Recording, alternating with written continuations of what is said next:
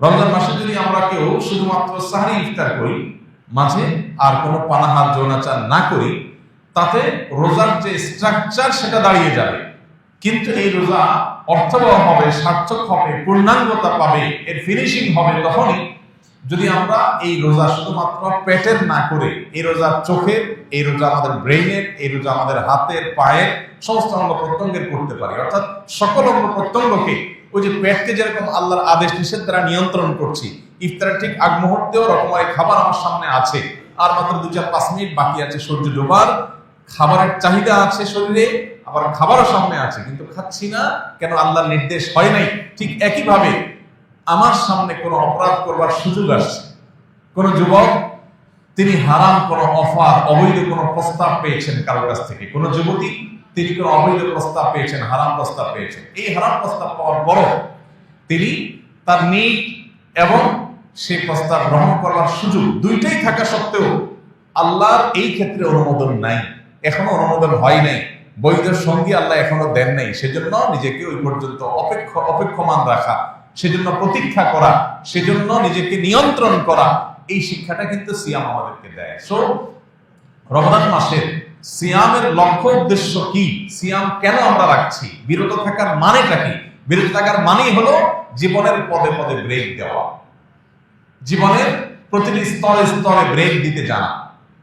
Break দিতে জানা এটা সুস্থতার লক্ষণ, আর ব্রেক দিতে না জানা এটা অসুস্থতার লক্ষণ। যে ব্যক্তি যা খুশি তা করতে পারে, যা খুশি তা বলতে পারে, তার মুখ দিয়ে কি আসলো না আসলো সে বলে দিল, তার যা খুশি তা সে করে ফেললো, তার বিবেক তাকে নিয়ন্ত্রণ করে না, তার বিবেক তাকে কন্ট্রোল করে না, তার বিবেক তাকে থামায় না, এই ব্যক্তি নিজেকে আধ্যাত্মিকভাবে, স্পিরিচুয়ালি সে নিজেকে কখনো সুস্থ মনে করার কোনো কারণ থাকতে পারে না। পৃথিবীতে যত জীবন দর্শন আছে, পৃথিবীতে যত সমাজ ব্যবস্থা আছে, এই সবগুলোর সাথে ইসলামী সমাজ ব্যবস্থা বা ইসলামী বিধিবিধানের একটা মৌলিক পার্থক্যের জায়গা এখানে, যে বিশেষ করে আজকের পৃথিবীতে যে ভোগবাদী সমাজ আছে, এই ভোগবাদী সমাজে আপনাকে বিরত থাকার কথা খুব একটা কেউ বলবে না। সবাই আপনাকে বলবে শুধু ভোগের কথা। প্রতিটা বিজ্ঞাপন, প্রতিটা অ্যাডভার্টাইজমেন্ট, প্রতিটা বিজ্ঞাপনী বিলবোর্ড আপনাকে আহ্বান করে ভোগের প্রতি।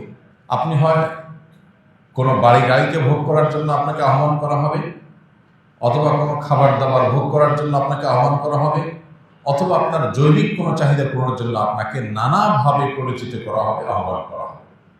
সব দিকে দেখবেন শুধু ভোগের আহ্বান, ভোগের ডাক।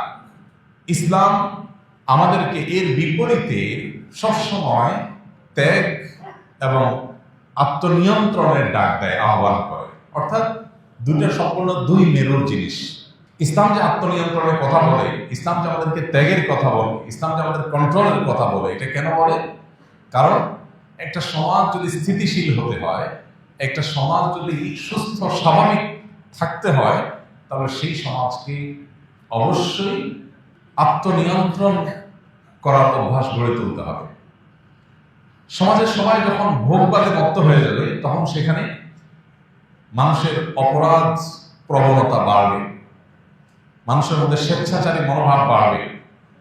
এমনকি যা খুশি তা করলে মানুষ সুখী হবে বলে মনে করা হয়, আদতে এর উল্টো। যা খুশি তা যারা করে তারা মানসিকভাবে পৃথিবীর কোনো সমাজে সুখী থাকতে পারে না। এই জন্য ইসলাম আমাদেরকে সবসময় নিয়ন্ত্রণের কথা বলে। জৈবিক চাহিদা পূরণের কথা দেখবেন, ইসলাম আপনাকে বলবে যে আপনি আপনার জৈবিক চাহিদা পূরণ করবেন বৈধ ওয়েতে, আল্লাহর নির্দেশিত পথে, এর বাইরের পথে আপনি যাবেন না। ওয়াল্লাযীনা হুম লিফুরুজিহিম হাফিজুন, যারা তাদের সম্ভ্রমকে সংরক্ষণ করে, তাদের ইজ্জত আবরুকে কন্ট্রোল করে, তাদের যৌবনের চাহিদাকে তারা নিয়ন্ত্রণ করে আল্লাহর বিধিবিধান দ্বারা।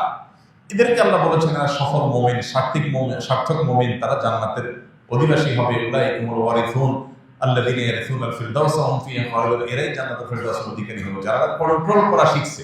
ঠিক একইভাবে খাওয়া দাওয়ার ক্ষেত্রে আপনি দেখবেন আল্লাহ বলেছেন কুলু ওয়াশরাবু, খাওয়া পান করো, পানাহার করো। আল্লাহ ভোগের সুযোগ তোমাকে দিয়েছেন, অনুমোদন দিয়েছেন, কিন্তু ওয়ালা তুসরিফু, অপচয় করবে না। এই যে কন্ট্রোল, এই যে নিয়ন্ত্রণ। একজন আল্লাহর প্রতি অবিশ্বাসী মানুষ, তার অঢেল টাকা পয়সা হয়েছে, সে অঢেল টাকা পয়সা দিয়ে সে প্রচুর পরিমাণ খাবার অপচয় করতে পারে, অপব্যয় করতে পারে, যা খুশি তা করতে পারে, তার বিবেক তাকে বাধা দেয় না, কোন সমাজ, পৃথিবীর কোন বিচার তাকে বাধা দেয় না। তার সম্পদ সে 10 টাকার জায়গায় 10,000 টাকা খরচ করছে, যেখানে খরচ করার দরকার নেই সেখানেও সে খরচ করছে, তার বিলাসিতার জাহির সে করছে, তাকে কেউ নিষেধ করে না। কিন্তু একজন মুসলিম যখন আল্লাহতে বিশ্বাসী হয়, যখন ইসলাম কিন্তু তাকে কন্ট্রোল করতে পারে, তুমি খরচ করো, ভোগ করো, কিন্তু অপচয় তুমি করতে পারো না, তোমার টাকা নষ্ট তুমি করতে পারো না, অজায়গায় তুমি খরচ করতে পারো না, এর জন্য তোমাকে আল্লাহর কাছে জবাবদিহি করতে হবে। তাহলে বর্তমান যে ভোগবাদী সমাজ ব্যবস্থা, এই সমাজ ব্যবস্থার সাথে ইসলামের পার্থক্যটাই হলো ইসলাম আমাদেরকে নিয়ন্ত্রণের কথা বলে। আর নিয়ন্ত্রণ মানুষের মনুষ্যত্বকে, মানুষের মানবিক গুণাবলীকে ধরে রাখতে সাহায্য করে। আমাদের সমাজে আর যত বিশৃঙ্খলা দেখতে পাই আমরা, যত অনাচার দেখতে পাই, যত অপরাধ প্রবণতা দেখতে পাই, এই সবগুলো হলো নিয়ন্ত্রণহীনতা থেকে। আপনি একজন সরকারি বেসরকারি কর্মকর্তা, কোনো কাজ জায়গা, কোনো অফিসের কোনো প্রতিষ্ঠানে, আপনার সামনে অবৈধভাবে সুযোগ গ্রহণ করা, ঘুষ গ্রহণ করা, অবৈধ উপার্জন করবার সুযোগ আপনার সামনে আসছে। আপনি চাইলেই সেটা করতে পারেন, কিন্তু আল্লাহ আপনাকে নিষেধ করেছেন, আল্লাহর সীমানা আছে এখানে, এটা আপনি ওভারটেক করতে পারেন না। সেই চিন্তা থেকে, সেই চেতনা থেকে আপনি সেই কাজটি করলেন না, আপনি নিজেকে বিরত রাখলেন। এর নাম ইসলাম। তো এই যে সিয়াম সাধনা আমরা করি, রমজান মাসে রোজা রাখি, এই রোজা মূলত আমাদেরকে সেই নিয়ন্ত্রণের কথা বলে। রোজা আমাদেরকে বলে আমরা যখন রোজা রাখি, আমাদের পেটে ক্ষুধা, আমাদের কণ্ঠে তৃষ্ণা, আমাদের সকল চাহিদা শরীরে থাকা সত্ত্বেও, হাতের নাগালে খাবার, পানীয় এবং নিজের চাহিদা পূরণ করবার সব উপাদান প্রস্তুত থাকা সত্ত্বেও আমরা সেগুলো দিয়ে আমাদের চাহিদা পূরণ করি না। কেউ দেখছে না, আমি বদ্ধ প্রকোষ্ঠে, কোনো বদ্ধ কোঠায় আছি, কোনো কক্ষে আছি, সেখানে কোনো সিসি ক্যামেরাও নাই, কোনো মানুষজন নাই, ক্ষুধাও আছে, তৃষ্ণাও আছে, খাবারও আছে, পানিও আছে হাতের কাছে, কিন্তু আমরা কেউ খাই না। কেন খাই না? কারণ আল্লাহ নিষেধ করেছে, তিনি দেখছেন, কেউ না দেখলেও। ঠিক একইভাবে আমি যখন একাকী থাকি, তখন মোবাইলে হারাম কোনো ভিডিও, ফুটেজ, ছবি দেখার সুযোগ আমার সামনে এসেছে, মনেও চাচ্ছে, সুযোগও আছে, কেউ দেখছেও না, তারপরেও আমার মনে হতে হবে যে আল্লাহ আমাকে দেখছেন এবং তিনি নিষেধ করেছেন, তার নিষেধাজ্ঞা অমান্য করলে শাস্তির মুখোমুখি হতে হবে। সেই ভয়ের চেতনা থেকে যদি আমি সেটাকে স্কিপ করে চলে যেতে পারি, এটাই হলো সিয়ামের বার্তা, সিয়ামের শিক্ষা, সিয়ামের প্রশিক্ষণ। এটাই হলো সিয়ামের লক্ষ্য, যে সিয়াম আমাদেরকে আল্লাহ দিয়েছেন যে বিরত রাখা নিজেকে, এটা ট্রেনিং যেন আমরা করি। দিনের বেলায় 30 দিন আমরা দিনের বেলায় পান, আহার, যৌনাচার এগুলোর সুযোগ থাকা সত্ত্বেও, নিড বা প্রয়োজন থাকা সত্ত্বেও আমরা সেই পথে পা বাড়াই না আল্লাহর ভয়ে। অতএব এই যে বিরত থাকার শিক্ষা রমজান মাসে আমরা পেয়েছি, এটাকে আমাদের সামগ্রিক জীবনে যদি আমরা ইমপ্লিমেন্ট করতে পারি, বাস্তবায়ন করতে পারি, তবে আমাদের সেই সিয়াম সাধনা সার্থক হবে ইনশাআল্লাহ। তাহলে রমজান মাসের পুরো আয়োজন, সকল প্রচেষ্টাকে যদি আপনি সফল এবং সার্থক করতে চান, তাহলে আপনার প্রথম কর্মসূচি হতে হবে সিয়াম বা রোজার লক্ষ্য এবং উদ্দেশ্যকে মাথায় রেখে যথাযথ উপায়ে রমজান মাসে সিয়াম সাধনা করা, রোজা রাখা। এই জন্য ভাইরা, আজ অস্থিতিশীল পৃথিবীকে যদি আবার স্থিতিশীল করতে হয়, ডিপ্রেশনে হাবুডুবু খাওয়া সমাজকে যদি প্রকৃত সুখের সন্ধান দিতে হয়, তাহলে সিয়ামের শিক্ষাকে আমাদের জীবনে ধারণ করতে হবে। বিরত থাকা, ব্রেক দেওয়া, থামতে জানা, এটা আমাদেরকে শিখতে হবে। আল্লাহ আমাদেরকে সেই তৌফিক দান করুন। আমরা রমজান মাস জুড়ে রোজা রাখি, অনেকে প্রতি বছর রাখি, কিন্তু এই সিয়াম আমাদের মধ্যে সেই আবহাওয়া তৈরি করে না যে আবহাওয়া আমাকে মুত্তাকি করবে, পদে পদে আমি ব্রেক দিতে শিখবো। এর প্রধান কারণ হলো সিয়ামের লক্ষ্য উদ্দেশ্য মাথায় রেখে আমরা রোজা রাখি না। জাস্ট আল্লাহ ফরজ করেছেন সেজন্য। আল্লাহ তো ফরজ করেছেন, পাশাপাশি তার লক্ষ্য বলেছেন লাআল্লাকুম তাত্তাকুন, রোজা রাখলে আশা করা যায় তোমরা মুত্তাকি হতে পারবে। বিরত থাকা, থামতে শেখা, ব্রেক দিতে পারা, এটা শিখবে তোমরা। সামগ্রিক জীবনে যখন সেটাকে ইমপ্লিমেন্ট করবে তখন তোমার জীবন সফল হবে, সার্থক হবে, মুত্তাকি হবে, খাঁটি মুমিন হবে, আল্লাহর প্রিয় বান্দা হবে, এবং তুমি সুখী মানুষ হবে দুনিয়াতে এবং আখিরাতে। সেই লক্ষ্যকে মাথায় রেখে আমাদেরকে প্রতিদিনের সিয়াম সাধনা করতে হবে। আজকে সিয়াম রেখে আমি সকাল থেকে এই পর্যন্ত পুরো সময়ের মধ্যে আল্লাহর কোনো অবাধ্য কাজ করেছি কিনা, আল্লাহর কোনো নাফরমানি করেছি কিনা, কোনো হারাম আমার দ্বারা হয়েছে কিনা, কারোর সমালোচনা তার অগোচরে হয়ে গেছে কিনা, কোথাও আমি উচ্চ বাচ্চ করে ঝগড়া ফাসাদ করে ফেলেছি কিনা, আমি আল্লাহ নিষিদ্ধ কোনো কাজ করেছি কিনা, এই বিষয়টা আমাকে নজরদারিতে রাখতে হবে। প্রশ্নের উত্তর আমার কাছ থেকে বের করতে হবে। যতদিন পর্যন্ত এইভাবে আমি সেলফ মনিটরিং সিস্টেমকে অন রাখবো, রোজা রেখে আমার নিজেকে নিয়ন্ত্রণ করবার, পর্যবেক্ষণ করবার এই সুযোগ যতদিন পর্যন্ত আমি খোলা রাখবো, চোখখান খোলা রাখবো, ততদিন পর্যন্ত আমার সিয়াম আমাকে ঠিকই মুত্তাকি বানাবে এবং রমজানের এই পুরো সাধনা সার্থক হবে ইনশাআল্লাহ। আল্লাহ আমাদেরকে তৌফিক দান করুন। তাহলে 1 নম্বর পয়েন্ট বলেছি, আমাদের রমজানের সকল সাধনা, সকল প্রচেষ্টা এটা সফল এবং সার্থক হবে যদি রমজানের প্রধান আমল সিয়ামকে আমরা আদায় করি। শুধু আদায় করাই নয়, সিয়ামের লক্ষ্য, তার উদ্দেশ্য, সিয়াম যে আমাদের বার্তা দেয়, মেসেজ দেয়, সেই মেসেজটি আমরা গ্রহণ করতে পারি, ইনশাআল্লাহ এই রমজানের সকল সাধনা, সকল প্রচেষ্টা সার্থক হবে। নাম্বার 2, সিয়ামের এই মাসে, রমজানের এই মাসে তারাবির সালাত এটা অন্যতম গুরুত্বপূর্ণ আমল। নবী করিম সাল্লাল্লাহু আলাইহি সাল্লাম যখন এই সিয়ামের কথা বলেছেন, তার পাশাপাশি তারাবির সালাতের কথা বলেছেন। মান সামা রমাদানা ঈমানান ওয়া ইহতিসাবা গুফিরা লাহু মা তাকাদ্দামা মিন যামবি। এরপরে বলেছেন ওমান কামা রমাদানা ঈমানান ওয়া ইহতিসাবা গুফিরা লাহু মা তাকাদ্দামা মিন যামবি। সিয়ামের পুরস্কার স্বরূপ আল্লাহ তাআলা পূর্বের গুনাহ যেমন মাফ করে দিবেন, ঠিক একই ভাবে যদি কেউ তারাবির নামাজ আদায় করে তাহলে তাকে আল্লাহ তাআলা পূর্বের গুনাহ খাতা মাফ করে দিবেন ওয়াদা করেছেন। আমাদের বাংলাদেশের সমাজ বাস্তবতায় আমরা কৈশোর থেকে, ছেলেবেলা থেকে দেখে আসছি যে সমাজের বিপুল সংখ্যক মানুষ, মুসলমানরা, তারা রমজান মাসে দিনের বেলা রোজারা যেমন রাখেন, রাতের বেলায় তারাবিটাও আলহামদুলিল্লাহ আদায় করার চেষ্টা করেন। এখন দিন যত অতিবাহিত হচ্ছে, ভোগবাদের দিকে আমরা অনেক বেশি ডুবে যাচ্ছি, ভোগবাদের এই অতল গহ্বরে আমরা হারিয়ে যাচ্ছি ধীরে ধীরে। এই কারণে মসজিদগুলোতে তারাবির নামাজে অংশগ্রহণকারী মানুষের সংখ্যা আগের তুলনায় আস্তে আস্তে কমছে, এবং প্রথম 2, 4, 5, 7 দিন কিছু মুসল্লি থাকলেও খুব দ্রুততার সাথে সেই মুসল্লি কমে যাচ্ছে। এই যে একটা প্রবণতা আমাদের সমাজে শুরু হয়েছে, এর কারণ কি? এর কারণ হলো ওই যে 1-1.5 ঘন্টা বা 2 ঘন্টা দাঁড়িয়ে কোরআনে কারীম এর তেলাওয়াত শোনার মতো ধৈর্য আমাদের হয় না। অর্থাৎ আমরা আমাদের ঈমানি যে চেতনা, তাকওয়ার যে চেতনা, সেটা থেকে এত দূরে সরে গেছি যে সারা বছরের মধ্যে একটি মাস কোরআনের 1 ঘন্টার জন্য দিনে, 1.5 ঘন্টার জন্য দিনে সংস্রবে আসবো, সেই সময়টুকু পর্যন্ত আমরা বের করতে পারি না। দুনিয়া আমাদেরকে আষ্টে পৃষ্ঠে এমন ভাবে বেঁধে ফেলেছে যে 1-1.5 ঘন্টা কোরআন তেলাওয়াত শোনার মতো ধৈর্য আমাদের নাই। এখান থেকে পরিমাপ করা যেতে পারে যে আমাদের ঈমানের অবস্থা, তাকওয়ার অবস্থা কতটা ভয়াবহ। নেক্সট সুরতে ধোঁকা শুরু হয়েছে যে তারাবির নামাজ ফরজ না, সুন্নত। সুন্নত মানে হলো যেটা নিয়ে ঢিলামি করা যায়, ঘড়িবসি করা যায়, এমন একটা টেন্ডেন্সি আমাদের মধ্যে আসছে। আবার আলহামদুলিল্লাহ উলামায়ে কেরামের দীর্ঘদিনের প্রচেষ্টা, দীর্ঘদিনের দাওয়াতের ফসলস্বরূপ তারাবির নামাজের গতি সারা দেশের মসজিদগুলোতে একটু হলেও কমতে শুরু করেছে। তারাবির নামাজের গতি কমাটা ভালো না খারাপ? সবকিছুর গতি ভালো না। কোনো কোনো কিছু আছে গতিটা তো কম থাকে, কোয়ালিটি তত ভালো হয়। তারাবির নামাজ বা যে কোনো নামাজের ক্ষেত্রে একই কথা প্রযোজ্য, ধীরস্থিরতাটা এখানে ইম্পর্টেন্ট।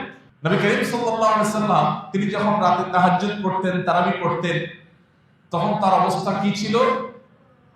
সাহাবায়ে কেরামের বর্ণনা হলো যে তিনি এত দীর্ঘ সময় দাঁড়িয়ে কোরআনের তেলাওয়াত করতেন নামাজে রাতে, যে তার পা মুবারক ফুলে যেত। আমাদের পা মাঝে মধ্যে ফুলে।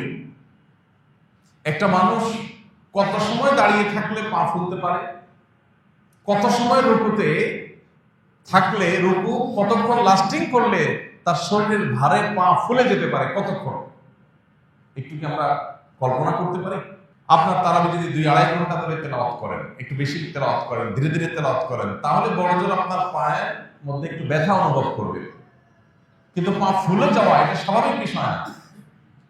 আপনি যদি 2 রাকাত নামাজে 15-20-30 মিনিট করে করে আপনি যদি এরকম দীর্ঘ তারাবির নামাজ শেষ করেন, তাহলে হয়তো আপনার পা একটু ফুলতে পারে। নবী সাল্লাল্লাহু আলাইহি ওয়াসাল্লাম, যাকে আল্লাহ তাআলা পূর্বের পরের সব মাফ করে দিয়েছেন, আগাম ঘোষণা দিয়েছেন, তিনি পর্যন্ত যদি এইভাবে রাত জেগে তারাবি পড়েন, এইভাবে তাহাজ্জুদ আদায় করেন, তাহলে 1-1.5 ঘন্টার জন্য তারাবির নামাজের সময় যদি আমাদের না হয়, তাহলে এই রমজান দিয়ে, এই রমজানের রোজা দিয়ে, এই রমজানের ইবাদত দিয়ে আল্লাহর কাছে কোন মুখে জান্নাতের জন্য আর্গুমেন্ট করব? ভাইরা আমার, সাহাবায়ে কেরামের তারাবি কেমন ছিল? মুয়াত্তা মালিকের একটি হাদিস থেকে জানা যায়, সাহাবীদের বেশিরভাগের তারাবির চিত্র ছিল যে তারা যখন তারাবি শুরু করতেন, তারাবি শেষ করতে করতে তাদের প্রায় দিনই রাত প্রায় শেষ হয়ে যেত।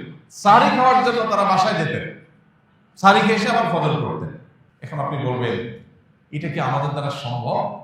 সকাল 9টা টু বিকাল 5টা আমার অফিস, সকাল থেকে আমার 5-7টা মিটিং এর সেট আপ করা আছে, শিডিউল দেওয়া আছে, অনেক ব্যস্ততা আমার। ভাইরা আমার, দুনিয়াতে আমরা সবাই জানি, একেবারে যে ব্যক্তি বদ্ধ পাগল হয়তো সেও জানে যে দুনিয়াতে আমরা খুব অল্প সময়ের জন্য এসেছি, আমরা কেউ চিরকাল এখানে থাকবো না। বেশিরভাগ মানুষের জীবনের ক্রিম টাইম পার হয়ে গেছে। আমরা এখানে যারা আছি, আমাদের বেশিরভাগ মানুষের জীবনের ক্রিম টাইম অলরেডি ক্রস চলে গেছে। এখন যে লাইফটা আছে সামনে, এটা হলো জীবনের বাতিল অংশ। 30, 35, 40 যাদের এইজ হয়ে গেছে, ভোগের সময় শেষ। এখনো ডায়াবেটিস, ক্যান্সার আর হার্ট অ্যাটাক, কিডনির রোগ, যত ব্যাধি আছে এগুলোর সময়। মূল টাইমটা পার হয়ে গেছে অলরেডি, বা পার হয়ে যাচ্ছে।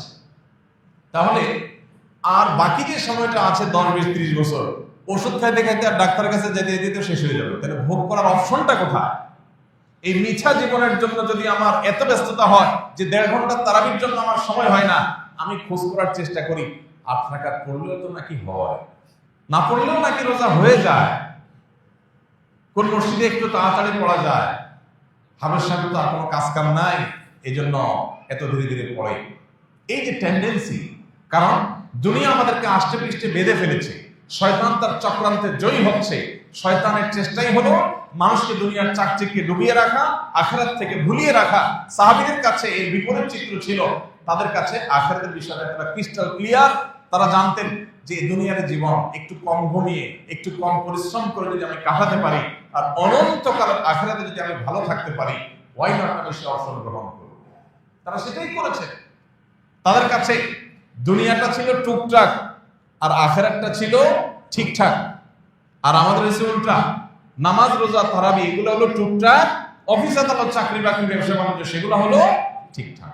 আপনি যদি দুনিয়াতে 2000 বছর থাকতেন আর আখিরাতে মাত্র 20 বছর থাকা লাগতো, তাহলে আপনার এই সঠিক ছিল। কিন্তু আপনি দুনিয়াতে থাকবেন 20, 40, 60, 70, 80 বছর, তাও কোনো গ্যারান্টি নেই কখন থাকবেন, কতক্ষণ চলে যাবেন। আর আখিরাতে অনন্তকালের জন্য যাবেন, কোনো আর ব্যাকের অপশন নাই। তাহলে সেই সময়ের জন্য কি পরিমাণ পরিশ্রম করা দরকার। আমাদের রমাদান এর যে বরকত, সেটা থেকে আমরা বঞ্চিত হচ্ছি। এর দ্বিতীয় কারণ হলো যে আমরা অনেকেই তারাবিকে সেভাবে হক আদায় করছি না। একদিন পড়ছি তো 3 দিন পড়ছি না, পড়ছি তো ওই যে 8 রাকাত, 10 রাকাত, কত ফাঁক ফোকর পাওয়া যায়, কত শর্টকাট করা যায়। এক হলো যে আপনি 8 রাকাত তারাবির সপক্ষে যে সমস্ত উলামা ইকরাম রয়েছেন, তাদের দলিল দ্বারা আপনি একবারে কনভিন্সড বা আপনি তাদের অনুসারী, সেটা একটা বিষয়। কিন্তু আজকাল এটা একটা রোগে পরিণত হয়েছে অনেকের, যে কিভাবে কত শর্টকাট করা যায়। নবী সাল্লাল্লাহু আলাইহি ওয়াসাল্লাম বলেছেন, যে ব্যক্তি ইমামের সাথে এশার নামাজ পড়বে এবং ইমাম চলে যাওয়া পর্যন্ত সে থাকবে, ইমাম চলে যাওয়া পর্যন্ত, নামাজ শেষ করে ইমাম সমাপ্ত করে শেষ করা পর্যন্ত বা বিদায় হওয়া পর্যন্ত যে ব্যক্তি থাকবে, ওই ব্যক্তিকে আল্লাহ তাআলা রাত জেগে ইবাদতের সওয়াব দান করবে। অর্ধরাত জেগে ইবাদত করার সওয়াব পেতে হলে আপনাকে ইমাম যাওয়া পর্যন্ত থাকতে হবে। আপনি মাঝপথে চলে গেলে এই সওয়াব আপনি পাবেন না, এটা পরিষ্কার। শেখ মোহাম্মদ সালেহ আল মুনাজ্জির হাফিজাহুল্লাহ, ইসলাম কি হইতে সৌদি আরবের সবচেয়ে বিখ্যাত, বিশ্ববিখ্যাত ফতোয়া রয়েছে, সেখানে পরিষ্কারভাবে মাসালা লিখেছে। কেউ যদি 20 রাকাত নামাজ হয় কোথাও, সেখানে 8 রাকাত পড়ে চলে যায়, এই ফজিলত সে পাবে না, কারণ রাসূল শর্তই দিয়েছেন ইমাম যাওয়া পর্যন্ত থাকতে হবে। আপনি প্রয়োজনে বসে তেলাওয়াত করেন, কিন্তু আপনি যদি চলে যান এই সওয়াব আপনি পাবেন। তো যাই হোক, এই যে তারাবি না পড়া বা কমায় ফেলা বা ফাঁক দিয়ে বের হয়ে যাওয়া অথবা আপনার শর্টকাট করার চেষ্টা, হাফেজ সাহেবদেরকে তাড়া দেওয়ার চেষ্টা, এগুলো অনেকাংশেই আমাদের দুনিয়ামুখিতা বেড়ে যাওয়ার কারণে হয়েছে। এই জন্য ভাইয়েরা, রমজানকে সার্থক করতে হলে তারাবির প্রতি আমাদের আরো মনোযোগী হতে হবে। তারাবির তেলাওয়াত হাফেজ সাহেবদেরকে এমনভাবে করতে বলতে হবে যেন আপনি স্পষ্ট বুঝতে পারেন, শুধু শেষে ইয়া আলামুন আর তাআলামুন বুঝেন, মাঝখানে তার কিছু বুঝেন না। এটা কি তারাবি না তামাশা? মুসলিমদের মধ্যে রীতিমতো এটা নিয়ে গর্ব করা করি হয় যে আমাদের আজকে 9:30 শেষ হয়েছে, ও মসজিদে 9:25 শেষ হয়েছে। কি তুকুর হাফেজ, মানে যে হাফেজ যত আগে শেষ করতে পারে সে হাফেজ নাকি তত তুকুর। যারা ড্রাইভিং জানেন তারা বলতে পারবেন, স্পিডে গাড়ি চালাতে পারার নাম ভালো ড্রাইভিং না, কন্ট্রোল করে গাড়ি চালাতে পারাটা হলো ভালো ড্রাইভিং। আমি জীবনে যখন প্রথম ড্রাইভিং শিখি, একজন নেপালি আমার এক সহকর্মী সৌদি আরবে প্রথম স্টিয়ারিং হুইলে বসে উনি আমাকে প্রশিক্ষণ দিয়েছিলেন। তো তিনি আমাকে যখন মোটামুটি গাড়ি আমি রান করা শিখেছি, ক্লাস, ব্রেক, তারপরে অন্যান্য সবকিছু যখন চেনা হয়ে গেছে, তখন আমি গাড়িকে এখন রান করতে পারি। রান করা শুরু করলাম, তিনি পাশে বসে আছেন। তখন উনি আমাকে প্রথমে পরীক্ষা দিলেন যে আপনি গাড়িটা কত আস্তে চালাতে পারেন, এটা হলো পরীক্ষা।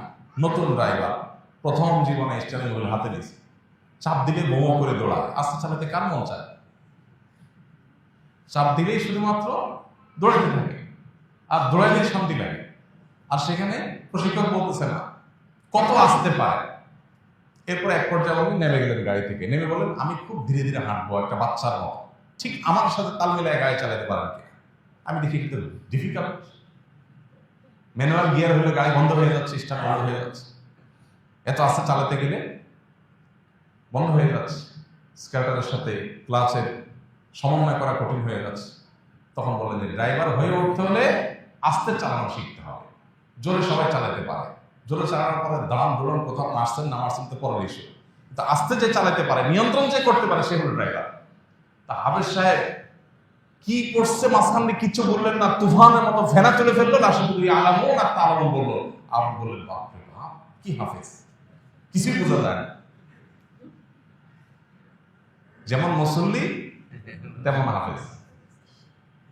এই জন্য তেলাওয়াত ধীরে ধীরে করতে পারা, এটা সব হাফেজ পারে না, তুফুর ভাবে হুলস্থুল ভাবে সবাই করতে পারে। এই জন্য ভাই, রমজান মাস জুড়ে আমরা চেষ্টা করবো ইনশাআল্লাহ আমাদের তারাবির নামাজে আরো বেশি মনোযোগী হতে। তারাবির নামাজকে অর্থবহ করবার জন্য আমরা একটা বই গত বছর লিখেছিলাম, তারাবির সালাতে কোরআনের বার্তা। বাংলাদেশে যত ধর্মীয় বই বিক্রি হয়েছে, রকমারির অ্যালগোরিদম অনুযায়ী, তাদের হিসেব অনুযায়ী এই বইটা বাংলাদেশের সর্বোচ্চ ধর্মীয় ক্যাটাগরির সর্বোচ্চ বিক্রিত বই, তারাবির সালাতে কোরআনের বার্তা। এটাও ইমাম সাহেবের কাছে পেয়ে যাবেন, হয়তো আপনারা নিতে পারেন কারো লাগবে।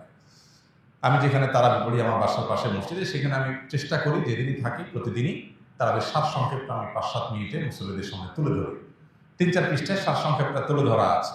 অতএব এইটা আপনি বাসায় যদি একটু দেখে আসেন, তাহলে আপনার ওই যে তারাবিতে আপনার যে একটা বিরক্তি লাগে অনেকের, এই বিরক্তিটা লাগবে না ইনশাআল্লাহ।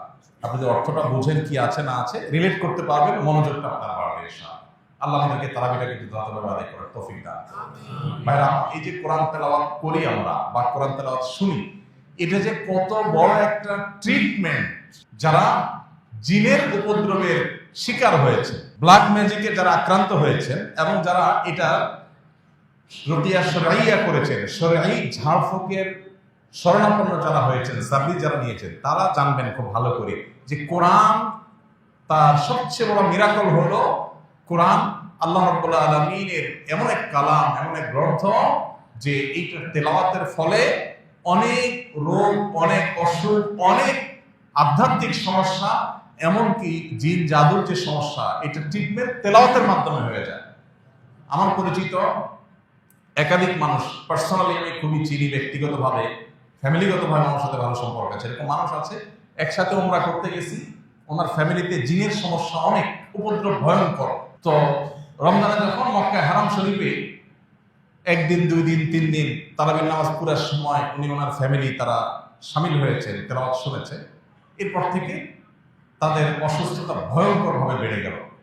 আমাদেরকে জানালেন যে হঠাৎ করে একবার বেহুশ হয়ে যাওয়ার অবস্থা, সহ্য করা যাচ্ছে না, তেলাওয়াত কাহিনী কি।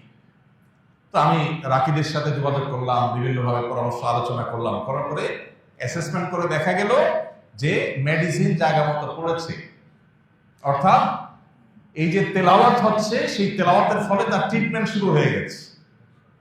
তখন সে ভদ্রলোক আমাকে বললেন, ভাই আমার তো ফ্লাইট কালকেই ছিল, তা আমি ফ্লাইট টিকিট ক্যান্সেল করে নতুন করে টিকিট করতেছি, আমি ইনশাআল্লাহ আরো 1 সপ্তাহ পরে যাব, মানে আরো 1 সপ্তাহ ট্রিটমেন্ট নেব। তিনি আরো 1 সপ্তাহ থাকলেন, এরপরে অনেকটা সুস্থ হয়ে তার ফ্যামিলি তিনি দেশে ফিরেছেন। আমার নিজের সাথে এক ব্যক্তির ঘটনা, একসাথে আমরা গেছি। এই জন্য ভাইরা, তারাবির নামাজের তেলাওয়াত শুনতে আপনার কষ্ট হয়, বিরক্তি লাগে, আপনি চলে যান। এক বর্ষায় শুধুমাত্র ফেসবুক, ইউটিউবে আপনি প্রতিদিন অন্তত 1-1.5-2 ঘন্টা পার করে দেন, আপনি টেরও পান না। সেখানে 15 মিনিট বেশি যাচ্ছে তারাবিতে, 20 মিনিট বেশি যাচ্ছে, আপনার সহ্য হচ্ছে না। আপনি চলে যেতে পারলে আপনি বাঁচেন, মনে হয় যে আপনার সময়ের অনেক দাম। আপনি সেই মানুষ যে দিনে ঘন্টাকে ঘন্টা আপনার সোশ্যাল মিডিয়াতে মোবাইল ধরছেন, যে 30 মিনিট চলে গেছে আপনি টেরও পান না। যা শুধু একটা মেসেজ চেক করার জন্য পকেটে বের করছেন, কোথাকার মেসেজ থেকে কোথায় চলে গেছেন আপনি জানেন না, আধা ঘন্টা শেষ, 40 মিনিট শেষ। সেই মানুষ যদি তারাবির নামাজে আপনার কাছে বিরক্তি মনে হয়, সময় দিতে কষ্ট মনে হয়, তাহলে কি জবাব আল্লাহর কাছে দিবেন? এই জন্য আপনার নিজের কল্যাণে, নিজের প্রয়োজনে আপনি তারাবির নামাজে মনোযোগ দিয়ে শুনেন, মনোযোগ দিয়ে তারা শুনেন। মনোযোগটা ইম্পর্টেন্ট। যত মনোযোগ দিয়ে শুনবেন, আপনার ভেতরে পুরো ট্রিটমেন্ট হয়ে যাবে শরীরে। মুসলমানদের ঘরে আজকে যত অকল্যাণ, যত জিনের উপদ্রব, যত ব্ল্যাক ম্যাজিকের উপদ্রব, ঘরে ঘরে। আমাদের অফিসে, ফাউন্ডেশনে 100টা ফোন যদি দিনে আসে, 100 বেশি ফোন আসে, 100টা ফোন যদি প্রতিদিন আসে, তার 80টা আসে এই ব্ল্যাক ম্যাজিকের রোগ সম্পর্কে। ঘরে ঘরে এখন সব মানুষ টের পাচ্ছে না।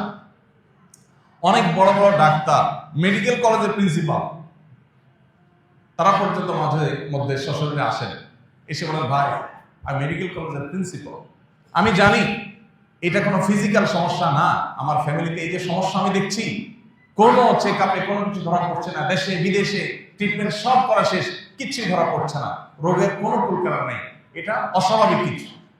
ঠিকই রুকিয়া করছে, সাথে সাথে আল্লাহ তাআলা ফল দিচ্ছে। কোরআনের যদি জীবন্ত কোনো অলৌকিকত্ব দেখতে চান, তাহলে কোরআন তেলাওয়াতের মাধ্যমে কিভাবে মানুষকে আল্লাহ তাআলা ট্রিটমেন্ট করেন, এটা আপনি দেখতে পারেন ভাইরা আমার। এই জন্য কোরআনে কিন্তু আল্লাহ এটাকে শেফা বলেছে, কোরআনের মাধ্যমে আরোগ্য লাভ হয়।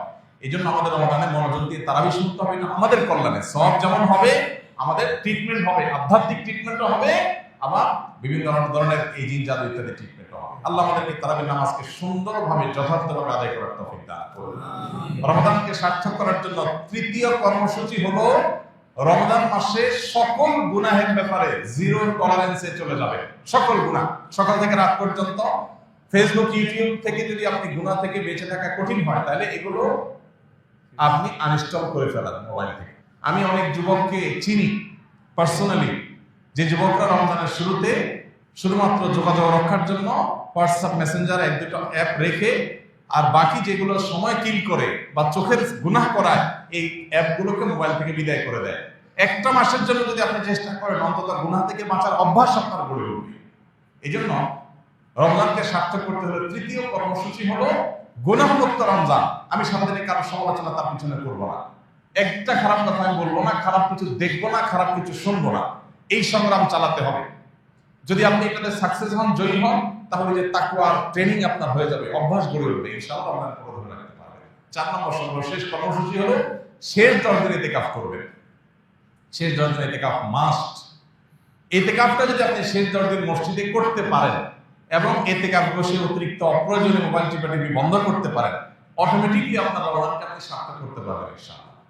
কারণ যখন আপনি মসজিদে নিজেকে আবদ্ধ করে ফেলবেন 10 দিনের জন্য, আপনি যখন বাহিরে যেতে পারবেন না এবং অপ্রয়োজনে মোবাইল টিপাটিপি আপনি যখন করার অপশনটা বন্ধ হয়ে যাবে, অটোমেটিকলি আপনার তেলাওয়াত আসবে, দোয়া আসবে, আল্লাহর স্মরণ আসবে, আল্লাহর জিকির হবে এবং আপনি ভালো কাজ করতে পারবেন।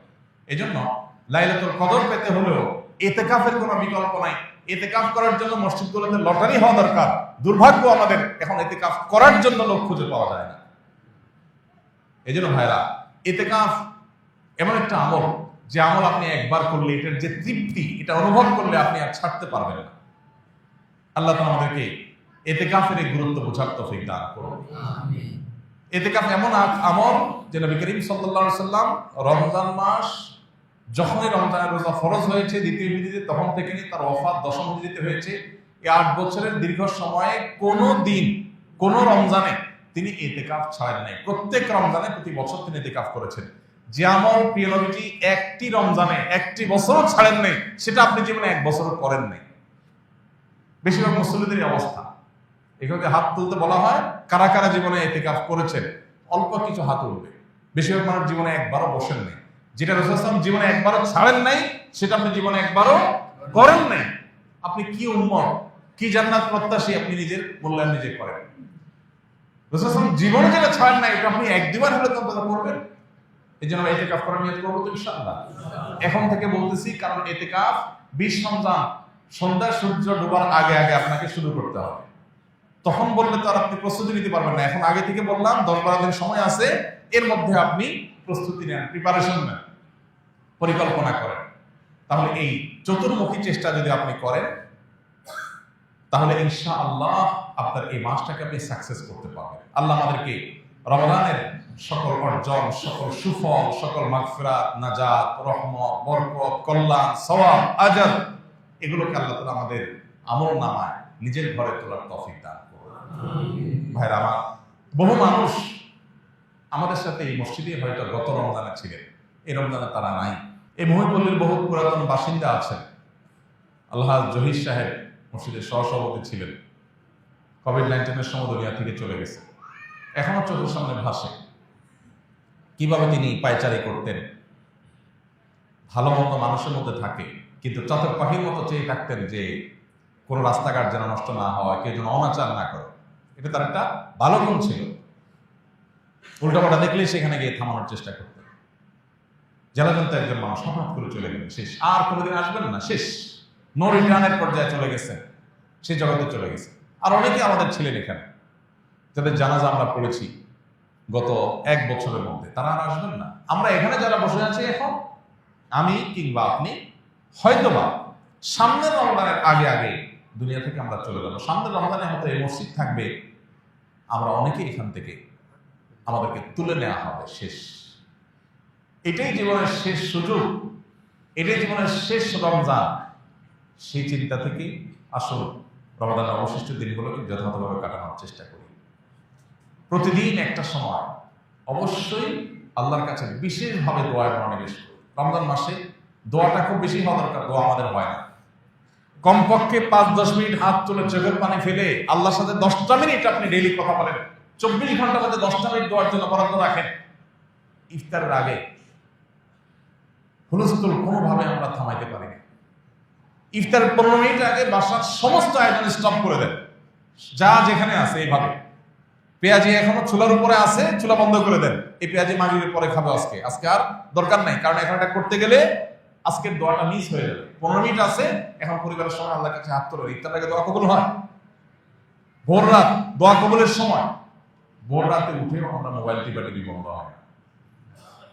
ফেসবুকের নোটিফিকেশন, যুবক পোলাপানে মা বাপ চিল্লাইতে মোবাইল হাত থেকে রাখে না। এরপর এসে খাবে, এমন সময় খাবে যে তার খাবারের প্লেট এক হাতে, আর এক হাতে খাবারের লোকমা, আর এদিকে মসজিদের মুয়াজ্জিনের হাতে মাইক।